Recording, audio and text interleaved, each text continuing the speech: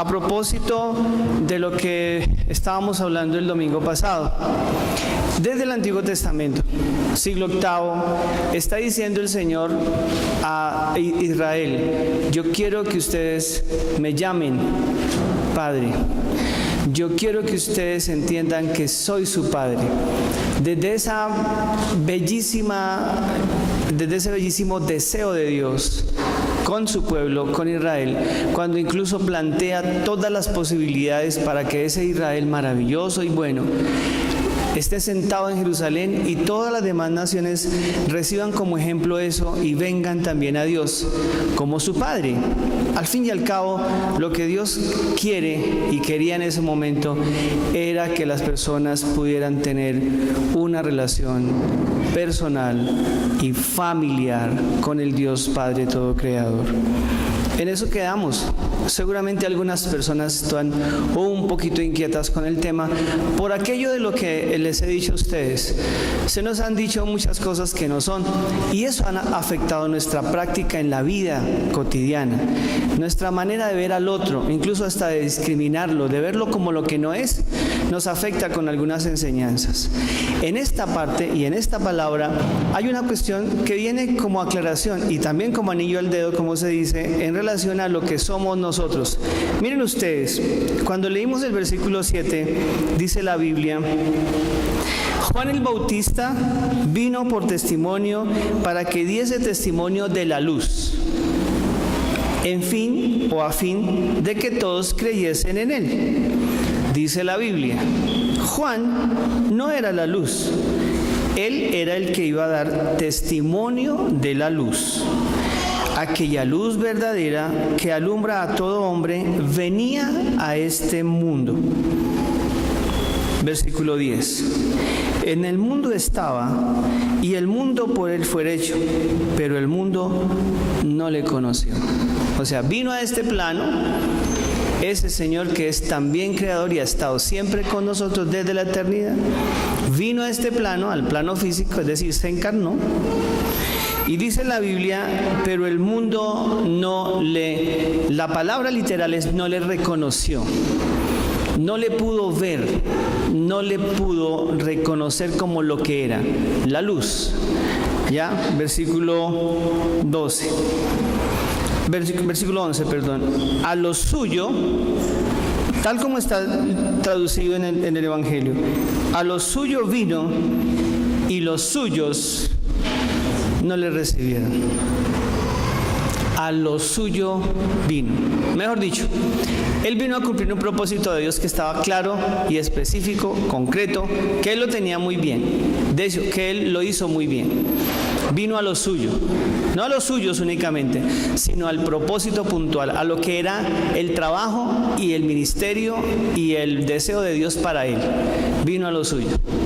Una cuestión importante aquí, como para hacer un pequeño paréntesis, es si usted y yo estamos comprendiendo claramente a qué vinimos acá.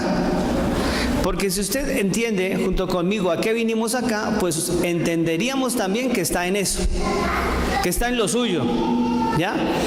Que está en ese propósito que es el propósito de Dios para usted, es decir, a lo suyo, en lo que tiene que estar.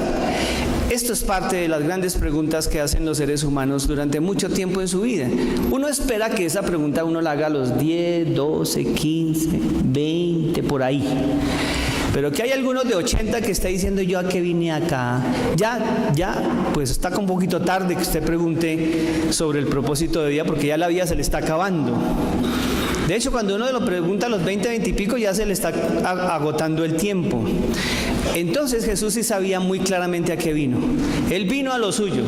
Es decir, estaba planteando un ministerio que estaba relacionado con Dios, con el conocimiento de un Dios que quería relacionarse.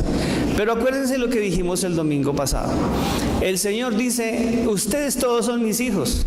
El problema es que algunos se quedan conmigo, me aman, me conocen y siguen creciendo como hijos en casa. Pero otros van tras su malvado corazón. Y de hecho se alejan tanto que olvidan quién es su Padre. Se alejan tanto que no me reconocen como tal y que incluso asumen paternidades distintas. El día que quieren regresar, y regresan porque muchos lo han hecho, el Padre Dios sigue llamándolos hijos y el Padre Dios está listo a restaurar y perdonar. Esto es lo que se llama darle la potestad que tiene como hijo. No es el hecho de estar hecho o de organizarlo ahí como hijo. Esta es una muy mala interpretación de este pasaje, que obviamente se choca con Jeremías y se choca con muchas partes del Evangelio, en donde el Señor está diciendo, Él quiere bendecir a todos. Por eso en Mateo el Señor dijo, yo saco mi sol sobre todos mis hijos. ¿Cuáles? Pues sobre los buenos y los malos. Yo bendigo al justo y al injusto, porque todos son hijos míos, solamente que unos quieren ser injustos y decidir en su libertad, en su libre albedrío, que nosotros llamamos, hacer las cosas que no son. Eso indica un montón de cosas para nuestra práctica de vida. Esta práctica de vida cristiana, y es cómo estoy viendo yo al otro. Esto, por supuesto, es fundamental. Entonces el Señor dice, vean, yo vine a estar en lo que tenía que estar. Sin embargo, mis hermanos, mis paisanos, mejor dicho, no me entendieron, no me recibieron. No hicieron caso de mis consejos, no dijeron nada en cuanto a lo que yo les estaba enseñando. Siempre les pareció que yo era un loco, que no estaba teniendo razón y que lo que les estaba enseñando no era cierto. De hecho, ellos también decían, no estaba conforme a las Escrituras. Jesús tiene que corregir muchísimas cosas, pero ellos no aceptan. Por eso Juan, su discípulo, cuando escribe el Evangelio dice, Él vino y estuvo en lo que tenía que estar, pero los suyos, nosotros, los judíos, no le recibieron, no lo aceptaron, no lo reconocieron. Y el texto que quiere confundir, bueno, con el que quieren confundir, con el que nos quieren decir un poquito de mentiras, o muchas, es, más a todos los que le recibieron, a los que creen en su nombre, es decir, a los que creen en lo que Él dice, ¿ya? Les dio potestad, el poder, la autoridad como hijos de Dios. Esta expresión, ser hechos hijos, es muy importante que usted y yo lo entendamos. La Escritura está hablando de la bendición de que usted y yo reconozcamos nuestro estatus de hijo cuando usted u otros dijeron que no lo tenían. La bendición de recibir a Jesús me hace automáticamente lo que soy, mejor recordar lo que soy, y me constituye en lo que efectivamente siempre he sido, hijo de Dios. Restaurarme como hijo de Dios o hacerme como hijo de Dios es justo lo que el Padre en la parábola del hijo pródigo hizo con ese muchacho. Que desde la perspectiva judía y cristiana, ese muchacho ya no correspondía a un hijo de Dios, era casi un hijo del diablo. Hizo todas las cosas del mal, se apartó, como dice Jeremías, tras su malvado corazón. Cuando él regresa, lo que hace ese papá con él, cuando cree, cuando vuelve a entender lo que es él y lo que significa esa casa, aunque él no quiere ser hijo porque no lo considera un mérito, porque se portó muy mal, hazme como uno de tus jornaleros, al menos recíbeme como criado de esta casa. El Señor le da la potestad de ser un hijo suyo. ¿Cómo es? ¿No era? Claro, y a eso se refiere Juan. Todos aquellos que se alejan tras su malvado corazón, pero creen luego en el nombre del Señor, pero dicen, volvió en sí y recordó la casa del Padre, las bendiciones que tenía con el Padre, entonces volveré a mi casa. Cuando regresa a la casa, el Padre no ha quitado su amor, no se ha separado de él y solo está esperándolo. Esto es evangelismo, hermanos. ¿Qué es evangelismo? Evangelismo es que usted vaya allá, afuera, y le diga a sus hermanos que papá lo está esperando. Evangelismo es que usted le recuerde al que está allá afuera en medio de toda su desgracia que hay un Padre que lo está esperando. Y cuando cree en su nombre y en su mensaje, aparece la potestad de un Dios que desde antes había dicho: tú eres mi hijo. Por eso en Jeremías dice: llámenme Padre, ustedes son mis hijos, pero por favor manténganse, no se alejen tras los deseos de su malvado corazón. Esto es tan importante, hermanos. Miren lo que dice, sigue diciendo la Biblia. Estos hijos no fueron engendrados ni de sangre, ni de voluntad de carne, ni de voluntad de varón. Por Dios, eso está en la Biblia. ¿Por qué nosotros somos capaces de patear textos bíblicos y sentirnos tranquilos, satisfechos? Es decir, el ejercicio de la paternidad de Dios no es un ejercicio humano, no es un ejercicio físico, es un tema espiritual. Dios nos constituyó al crearnos a su imagen y semejanza, sus hijos. Esos hijos se descarriaron como ovejas que no tienen pastor, diría Isaías. Se fueron tras sus deseos y apetitos terrenales, dice otro profeta. Se apartaron de la casa de Dios y de su Padre. Pidieron que le dieran la herencia y se fueron a malgastar su vida en los deleites y placeres de la vida. Todo eso está en la Biblia. Se fueron de la casa del Padre, de la morada de Dios, y Él los respetó porque Él les dio la decisión de: quieren estar conmigo no por fuerza, sino voluntariamente, por amor, no porque yo los obligo. Dios no nos está amarrando. Eso lo está haciendo la religión, eso lo están haciendo las denominaciones, pero Dios no. ¿Me comprenden? Entonces, pero esto es un tema de libertad, simplemente la libertad que Dios nos enseñó. El amor de Dios es exactamente igual. ¿Quiere usted salirse de la iglesia? ¿Quiere usted, como llaman los cristianos, descarriarse? O como dicen en Urabá, descaminarse. Eso es una decisión suya. Lo que sí está claro es que Dios el Padre no te va a decir: si usted sale de esa puerta de aquí para allá, deja de ser mi hijo. Algunos padres humanos hacen eso. En el momento en el que usted salga de esas puertas para allá, deja de ser mi hijo, deja de ser mi mujer, deja de ser mi marido, etcétera, etcétera, etcétera. No, Dios no. Dios nos ve salir de las puertas para afuera y lo que comienza inmediatamente a hacer es esperarnos que regresemos.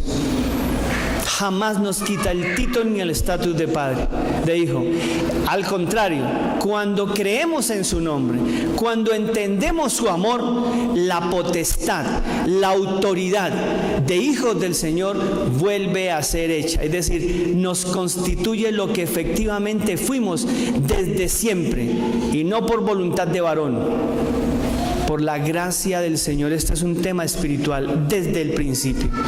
Hermanos y hermanas, ustedes y yo, todos somos hijos de Dios.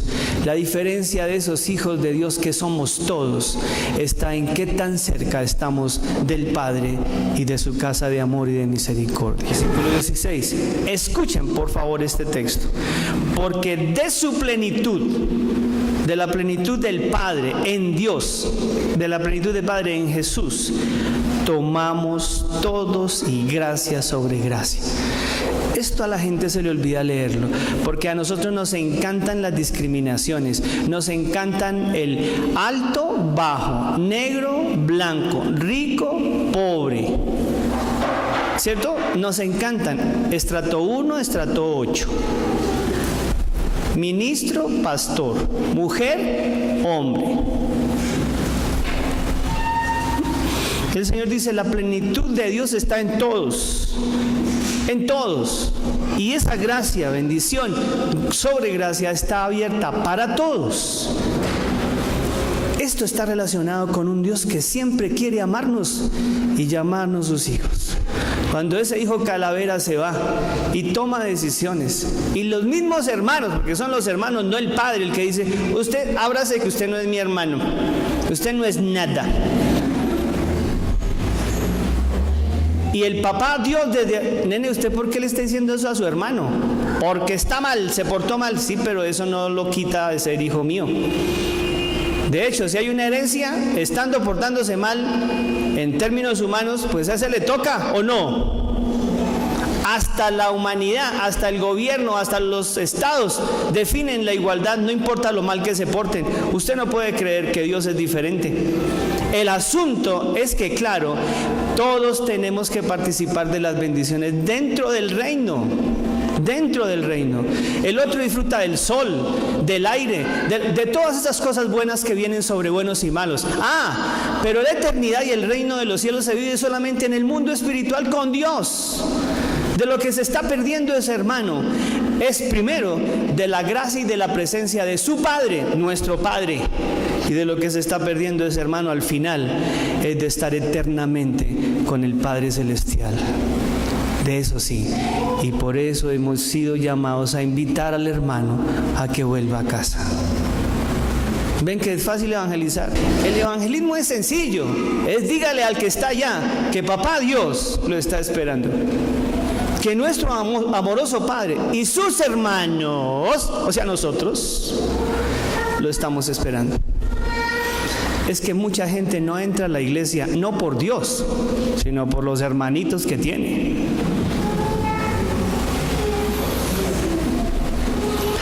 Imagínense, mis hermanos y hermanas, eso ya pasó. De hecho, se escribió un libro que fue bestseller, mucho, el más leído por meses. Se llama En sus pasos, de un señor Sheldon.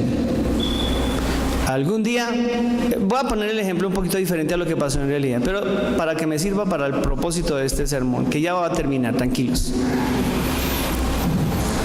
Imagínense que en este momento entrara por esa puerta, si es que los sugieres lo dejan entrar, pero lograra escabullirse de los sugieres. Normalmente lo hacen porque no paran muchas bolas. Que entrara un habitante de la calle oliendo a demonios. Escuchen bien, pero a demonios. Ustedes han captado esos olores, ¿cierto? Muy bien. Que entrara por esa puerta, por alguna de esas dos puertas, y dijera, comillas, yo quiero estar en este culto y aprender lo que ese señor va a decir. Se lo dijo a los sugieres y entró. Y se sienta al lado de alguno de ustedes. Al lado de alguno de ustedes. Imagínenselo ahí, sentadote al lado de alguno de ustedes, y empieza ese aromático olor. ¿Ya? Pero el hombre está sentado ahí, no le está probando bolas a nada, solamente necesita urgentemente escuchar lo que aquí se está diciendo. Porque quiere regresar a casa, pero usted no lo sabe. No lo quiere robar, no lo quiere matar, no lo quiere insultar. Él dijo que quería escuchar. Yo quiero preguntar, ¿lo atenderíamos? ¿Yo terminaría la predicación o pararía ahí? Tenga la bondad, Señor, por favorcito, que me le está haciendo ahí mal a la hermana que está durmiendo, pero ella es nuestra hermana, por favor, retírese. No le haga mal al Señor que está haciendo mal la cara y que no me quiere nada, pero déjelo ahí y usted siga, porque así somos como hermanos. No. La Biblia dice que ese hermano entonces dice usted, pero pastor, pero es que si huele a feo y que venga otro día bañado. ¿No le parece, pastor? Pues báñelo usted. ¿O que su hermano? Báñelo usted. Yo recuerdo a ancianas de la iglesia bañando a un viejito que vino absolutamente poposeado a su reunión de damas. Y las hermanitas, ole, el Enrique está poposeado. Dijo Tulia. Ay, sí. ¿Y qué hacemos? Pues bañarlo. Y lo metieron en el baño y lo bañaron. Él estaba muy contento, me da la impresión. La hermandad está relacionado con el amor. Y usted dice, pero ¿por qué tenemos? Porque el papá lo hizo, papá Dios lo hizo. En la parábola del buen samaritano, ese hijo llegó hediondo, sudado, oliendo a marrano, que es el animal más inmundo y el olor más feo para un judío. Era el personaje más asqueroso, flaco, ojeroso, cansado y sin ilusiones. ¿Ya? Y el papá, dice la Biblia, lo abrazó, lo besó. Ven, eso hizo. Yo no le estoy pidiendo a usted que lo abrace ni lo bese, imagínense. Está fácil para usted, solamente déjelo quedar ahí. Nuestra intención aquí es, Señor, ¿podemos entender que el otro es el hermano que necesita de tu amor? Que tú lo estás esperando y ojalá nosotros aquí para bendecirlo, para darle de tu amor, para acompañarlo, ¿sí? No importa el que sea, porque es que hay indigentes que huelen muy a rico. Hay habitantes del mundo espiritual malo que huelen muy sabroso, que son ricos, grandes, pero que necesitan también el amor y la gracia de nuestro Señor. ¿Puede usted decirle a su jefe que Dios lo está esperando en casa? Eso es parte de lo que el Señor quiere. Por eso, miren lo que dice la Biblia. El versículo 17 y 18. Pues la ley por medio de Moisés fue dada, pero la gracia y la verdad vinieron por medio de Jesucristo. Por favor, ténganlo claro. La ley dice, nosotros somos el pueblo escogido y ustedes son la porquería de gentiles. Pero la gracia y la verdad vinieron por Jesucristo para decirnos que todos somos uno en Dios y que lo único que tiene que hacer ese hermano pecador es lo que hice yo y lo que sigo haciendo en la mecánica de mi vida, arrepintiéndome y queriéndome parecer más al Padre y estar más con Él. A Dios nadie lo vio jamás. El unigénito Hijo que está ahora a la diestra o en el seno del Padre, Él lo ha dado a conocer. Los judíos dijeron otra cosa. Jesús dijo, aquí vengo a mostrarles al Padre. Dice la Biblia, a mi Padre y vuestro Padre. Que el Señor nos ayude a entender esto y descartemos la mentira que nos dijeron cuando establecieron grupos y niveles que Dios no tiene. Desde la perspectiva espiritual, desde la creación, desde lo que somos como imagen y semejanza del Señor, desde lo espiritual, el Señor nos hizo sus hijos. Y cuando creímos en su nombre, nos volvió a dar esa potestad de hijos que perdimos un día por el pecado o por la distancia de ese Padre.